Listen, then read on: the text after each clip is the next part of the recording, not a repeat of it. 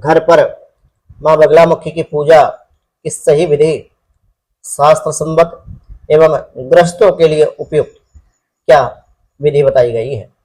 जय माई की, जय माता माता।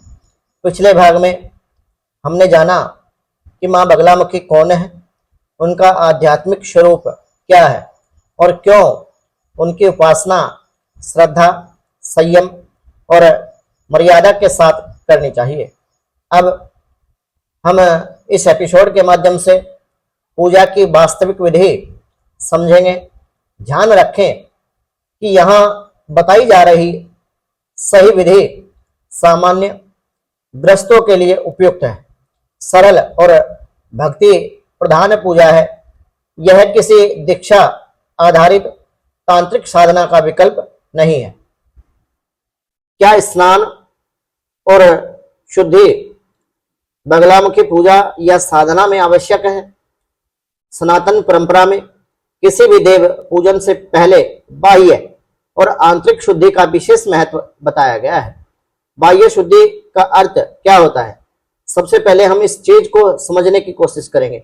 बाह्य शुद्धि जो शास्त्रों में बताई गई है वह स्नान करना, स्वच्छ वस्त्र धारण करना, पूजा स्थल को साफ सुथरा रखना और दूसरे नंबर पर आंतरिक शुद्धि का विधान शास्त्रों में बताया जाता है। आंतरिक शुद्धि का अर्थ है क्रोध, द्वेष, अहंकार, काम कुछ समय के लिए छोड़ना या फिर छोड़ने का प्रयास करना।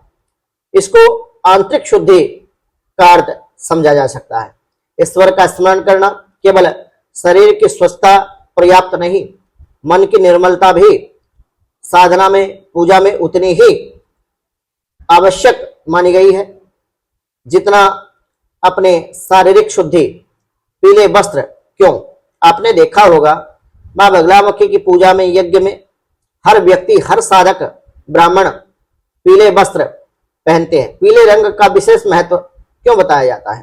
तांत्रिक शक्ति परंपरा में पीला रंग तेज, ज्ञान, मंगल और स्थिरता का प्रतीक माना जाता है। इसलिए भक्त प्राय पीले वस्त्र पहनकर हल्दी, पीले पुष्प, हल्दी की माला, जप के लिए पीला आसन और सभी पूजा द्रव्य जो होते हैं वो भी पीले रंग के होते हैं और ब्राह्मणों का जो भोजन होता है वह भी पीले रंग का होता है। यदि आपके पास पीले वस्त्र ना हो तो चिंता ना करें, स्वच्छ वस्त्र पहने। श्रद्धा अधिक जरूरी होती है और श्रद्धा से महत्वपूर्ण किसी भी साधना में, पूजा में अन्यत्र कुछ भी नहीं होता। पूजा की सामग्री सामान्य गृहस्थ के लिए आप निम्न सामग्री रख करके भी सात्विक तरीके से साधारण और नॉर्मल विधि के द्वारा माँ श्री बगलामुखी पीताम्बरा की उपासना कर सकते हैं। सर्वप्रथम आपको एक काष्ठ की चौकी पर पीला वस्त्र बिछा करके माँ बगलामुखी का कोई चित्र या बगलामुखी अभिमंत्रित यंत्र, स्वच्छ आसन, देसी घी का दीपक या फिर तिल के तेल का दीपक का भी आप उपयोग कर सकते हैं। धूप, दीप, पीले पुष्प, हल्दी, अक्षत, अक्षत का अर्थ होता है अखंड चावल, बिना टूटे हुए पीले रंग के चावल का आपको प्रयोग करना है। स्वच्छ जल, गंगा जल, निवेद्य, मौसमी, केला या फिर पीले फल, आम वगैरह। घर में सात्विक बना हुआ प्रसाद जैसे बेसन के लड्डू या बेसन का हलवा। यह आवश्यक नहीं कि हर सामग्री उपलब्ध हो। साधना में जो सबसे ज्यादा जरूरी बताई गई है वो भाव है। लेकिन क्या केवल सामग्री अर्पित करने से मां प्रसन्न हो जाती है? इस बात पर पुनः विचार करने की आवश्यकता है। शास्त्र कहते हैं कि पत्रम पुष्पम फलम तोयम, अर्थात भगवान भावपूर्वक अर्पित किए गए पत्र, पुष्प, फल या जल को भी स्वीकार करते हैं। आप भाव के द्वारा मां बगलामुखी को या किसी भी देव को जो भी भाव पूर्ण होकर के समर्पित कर देते हैं, भगवान उसे प्राप्त कर लेते हैं, स्वीकार कर लेते हैं। यह सिद्धांत देवी भक्ति में प्रेरणा स्वरूप माना जाता है। श्रद्धा सर्वोपरि है, भावे विद्यते देवो हुआ। भगवान का जो वास है वो भाव में होता है। पूजा का संकल्प, पूजा प्रारंभ करने से पहले हाथ में थोड़ा जल ले, मन ही मन आप प्रार्थना करें कि हे माँ बगलामुखी, हे माँ पीताम्बरा, हे जगत जननी, मैं अपनी श्रद्धा और भक्ति के साथ इस भारतवर्ष की भरत खंड की भूमि पर बैठ करके आपकी पूजा कर रहा हूं या कर रही हूं। मुझे सद्बुद्धि दे, संयम, धर्म के मार्ग पर चलने की शक्ति दे। आपके चरणों में मेरा अटूट विश्वास है, आप में मेरी परम आस्था है। मेरी आस्था को ठेस ना पहुंचाए। माँ मुझे अपना अनाथ बालक मान करके, मुझे को अपना पुत्र मान करके मेरी कार्य की सिद्धि करे। संकल्प किसी दूसरे की अहित की कामना के लिए ना हो, सनातन धर्म में उपासना का सर्वोच्च अर्थ आत्म कल्याण और धर्म परायण है। माँ का ध्यान पूजा से पहले कुछ क्षण आप आंखें बंद करके माँ बगलामुखी पीताम्बरा के द्विभुजी स्वरूप का आप ध्यान करें, दिव्य स्मरण करें कि माँ बगलामुखी आपके समक्ष खड़ी है और आप माँ से कामना कर रहे हैं। कल्पना करें कि स्वर्णिम प्रकाश आपके मन के की अशांति को दूर कर रहा है और माँ बगलामुखी वरद हस्त आपके सर पर रख करके आपको अभय का वरदान दे रही है। आपका भय, क्रोध, भ्रम धीरे धीरे शांत हो रहा है। यही ध्यान पूजा को केवल एक क्रिया नहीं बल्कि साधना का रूप दे देता है। उसके उपरांत आपको दीप प्रज्वलित करना है। दीपक केवल प्रकाश नहीं होता, उपनिषदों में प्रकाश ज्ञान का प्रतीक माना गया है। जब आप दीपक जलाते हैं किसी भी पूजा के दौरान तो उसका भाव यह होता है कि हे माँ, हे देव, मेरे जीवन के अज्ञान का अंधकार दूर करें। दीपक जलाते समय मन शांत रखें। देव के प्रति पूर्ण समर्पण भाव आपके मन के अंदर होना चाहिए। धूप और पुष्प अर्पित करें। उसके बाद समय समय पर आप प्रार्थना करें। जो भी आपके जीवन में कष्ट है, व्याधि है, बाधा है, माँ बगलामुखी पीताम्बरा से कामना करें। जैसे इसके सुगंध चारों ओर फैल रही है वैसे ही मेरे जीवन में सद्गुण, करुणा और सत्य का प्रसार हो, ऐसी कामना यदि माँ बगलामुखी के द्वारा आप करेंगे, माँ बगलामुखी से यदि आप करेंगे तो आपके जीवन के समस्त अंधकार दूर हो जाएंगे। इसके बाद श्रद्धा से पुष्प अर्पित करें।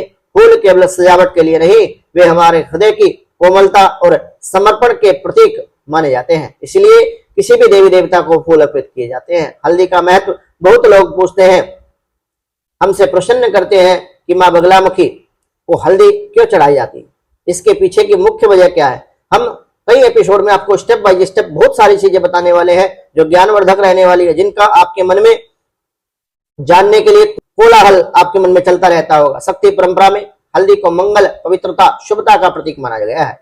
इसी कारण कई परंपराओं में हल्दी की माला या हल्दी का तिलक किया जाता है। पूर्व समय में जब पूजा होती थी उस समय रोली का उपयोग कम होता था। जब हमारे पूर्वज वगैरह पूजा करते थे तो रोली का प्रयोग कम होता था और हल्दी का प्रयोग ही सामान्य विधि, पंचोपचार विधि के द्वारा पूजा संपन्न कराई जाती थी। उस समय अर्थ और पैसे की कमी के कारण हालांकि विभिन्न क्षेत्रों में पूजा पद्धतियां अलग अलग हो सकती है, लेकिन क्या हर व्यक्ति को माँ बगलामुखी का बीज मंत्र जपना चाहिए? यही वह प्रश्न है जहां सबसे अधिक भ्रम फैलता है। मंत्र जप यदि आपको किसी योग्य गुरु, किसी योग्य आचार्य बगलामुखी साधक के द्वारा दीक्षा प्राप्त नहीं है तो जटिल तांत्रिक मंत्रों का स्वयं अभ्यास करना उचित नहीं माना जाता।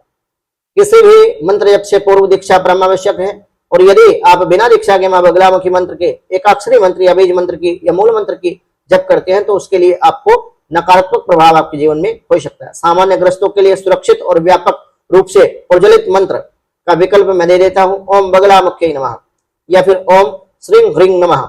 ओम बगलामुखी नमः, ओम श्रीं ह्रीं नमः। इस मंत्र का आप स्मरण करके माँ बगलामुखी की स्तुति, देवी की आरती और दुर्गा जी के 32 नामावली, बगलामुखी चालीसा, बगलामुखी सतनाम का पाठ आप विधि पूर्वक करके अपने जीवन में माँ बगलामुखी की कृपा पा सकते हैं। ऐसा नहीं है कि यदि आप मंत्र जप नहीं करेंगे तो आपको भगवती कृपा प्राप्त नहीं होगी। यदि किसी विशेष बीज मंत्र का जप करना है तो पारंपरिक रूप से गुरु दीक्षा ले, महत्व को समझे और गुरु के महत्व को जिसने समझ लिया उसने परम तत्व को प्राप्त कर लिया। कितनी माला जप करना चाहिए? कम से कम 108 बार। यदि आप केवल भक्ति भाव से स्मरण कर रहे हैं तो संख्या अधिक महत्वपूर्ण नहीं हो रखती। संख्या का इतना महत्व नहीं होता क्योंकि विशेष रूप से भाव का महत्व शास्त्रों में बताया गया है। कुछ मिनट श्रद्धा से प्रार्थना करें, केवल संख्या पूरी करने से अधिक सार्थक माना जाता है। यदि भाव के द्वारा आप नाम जप करते हैं या फिर भगवती को निवेद्य फूल पत्र अर्पित कर देते हैं, माँ को सात्विक प्रसाद का ही आप भोग लगाएं। तामसिक प्रसाद का भोग घर में लगाना उचित नहीं माना जाता। ये तंत्र परंपरा में भी कहा गया है। बेसन के लड्डू, बूंदी, केला, आम, मौसमी और मौसम अनुसार जो भी पीले फल आपको उपलब्ध हो जाते हैं उसका आप भोग लगा सकते हैं। घर में बना सात्विक भोजन, कुछ क्षेत्रों में पीले रंग के प्रसाद की परंपरा भी बताई गई है। माँ बगलामुखी को पीले रंग अत्यधिक प्रिय है तो भगवती को जब भी आप भोग लगाएं वो पीले रंग का होना चाहिए। पर स्थानीय परंपराओं के अनुसार भिन्न भिन्न भी ये परंपरा हो सकती है, ये विधि हो सकती है। उसमें भी हम इस तरीके से कहेंगे कि आप अपनी क्षेत्र परंपरा के अनुसार ही भोग लगाएं। सबसे बड़ी भूल कई लोग पूजा इसलिए करते हैं कि किसी दूसरे का नुकसान हो जाए। किसी के अनिष्ट करने के लिए यदि आप पूजा करना चाहते हैं तो यह दृष्टिकोण देवी भक्ति की मूल भावना के विपरीत है। धर्म ग्रंथों में देव उपासना का उद्देश्य धर्म, आत्मसंयम और ईश्वर शरणागति बताया गया है। किसी के प्रति द्वेष, ईर्षा या फिर स्वयं के स्वार्थ को सिद्ध करने के लिए अन्यायपूर्ण भावना को लेकर के यदि आप बगलामुखी की साधना उपासना में जा रहे हैं तो इसका दुष्परिणाम आपके जीवन में अवश्य ही आपको भोगना पड़ेगा। इसके लिए कोई भी आपको बचा नहीं सकता। आध्यात्मिक प्रगति का मार्ग नहीं मानी जाती। अगले भाग में, क्या महिलाएं मासिक धर्म के दौरान पूजा कर सकती हैं? क्या रात में पूजा करना उचित है? क्या बिना गुरु के यंत्र स्थापित करना उचित रहेगा?